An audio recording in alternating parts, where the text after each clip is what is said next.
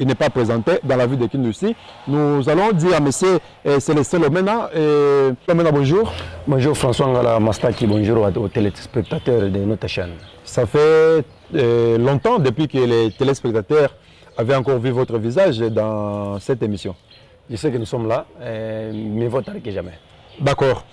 Célestin Lomena, il est là en pleine forme pour débattre l'actualité.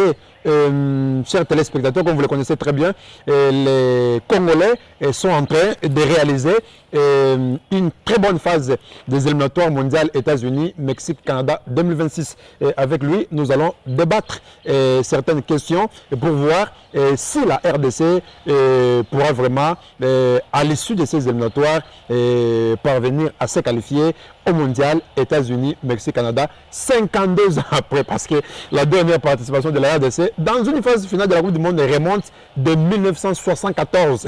C'était en Allemagne, vous vous rappellerez, avec ces bouffées d'oxygène qu'on avait eu du côté de la Yougoslavie qui nous avait lessivé par 9 buts à 0. Mais espérons que cet exercice ne va pas se répéter en 2026. Monsieur Célestin, la RDC a réalisé un somptueux match, mais on avait failli se faire surprendre par la formation des Faucons de Soudan du Sud au stade de Martyrs. C'était le samedi dernier, mais on avait gagné par 1 but à 0 finish. Comment avez-vous trouvé cette victoire de la RDC?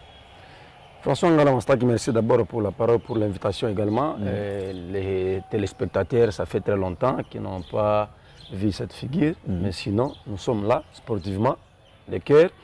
Les Léopards ont fait un très bon match. Et nous faire surprendre à la fin par cette équipe du Sud-Soudan, c'était vraiment quelque chose qui ne devait pas venir chez nous parce que nous sommes habitués à des calculs, et même à des matchs faciles.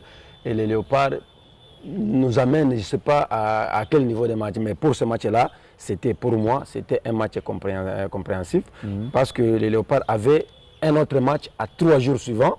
Alors, il fallait jouer ce match avec prudence pour laisser au moins le temps aux joueurs de se reposer, de ne pas mettre beaucoup d'énergie. Et sinon, en mettant ce système de jeu, on a failli encaisser les billes des Zombo le soir. Sinon, c'était une victoire que moi j'ai appréciée. Surtout la seconde victoire après 3 jours qui a fait des Léopards parce que nous avons beaucoup attendu. On va y revenir. Nous avons beaucoup attendu, mais cette victoire d'abord du Soudan, c'était une très belle victoire et qui ne devait pas échapper à un Léopard.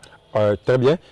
Monsieur Célestin, quels sont les points forts et les points faibles que vous avez pu dégager à l'issue de ce match? Ça fait très longtemps. Les points faibles pour nous, d'abord, je commence par les points faibles. Les points faibles, c'est notre attaque. Nous avons de très bons attaquants, mais moins de buts marqués. C'est là où moi je trouve qu'il y a un problème. Et pourtant aujourd'hui ce sont des attaquants de classe. Tout à fait. En Europe. Je ne sais pas pourquoi les Léopards, avec de très bons attaquants, mais marquent peu.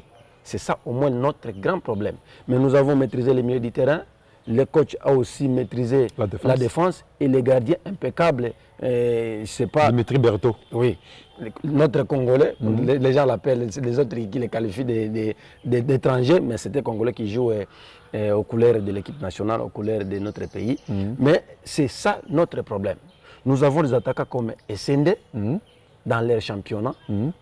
Il brille très bien. Simo Banza, c'est un bon attaquant. Nous avons Katompa, nous avons Théo Bongo, nous avons aussi Wissa d'abord que je voulais parler, qui est en train de faire un bon temps avec son équipe de Brentford. Une saison impeccable en Angleterre, en Premier League. Si lui ne marque pas, c'est Mbemo. Il y a des attaquants qui marquent pour cette équipe anglaise. Et d'ailleurs, pour votre information, il est devenu le meilleur buteur de l'histoire de la formation de Brentford en Premier League anglaise. Effectivement, mais je ne sais pas. Lorsqu'il vient en équipe nationale des Léopards, il sombre.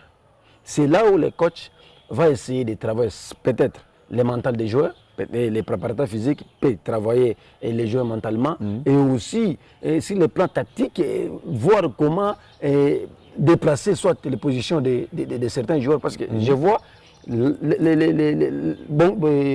Wissa joue toujours là où il joue en Angleterre. Mais sinon, en Angleterre, il joue à des attaquants. Il n'y a que 2 pointes. Lui, Mbemo. Mais chez nous ici, il joue souvent à 3 attaquants. Je ne sais pas si parfois les coachs peuvent aussi adapter ce système de jeu de 4-4-2. 4-4-2 avec avec l'arsenal d'attaquants que nous avons. Effectivement, même les Real de Madrid a beaucoup d'attaquants. Souvent,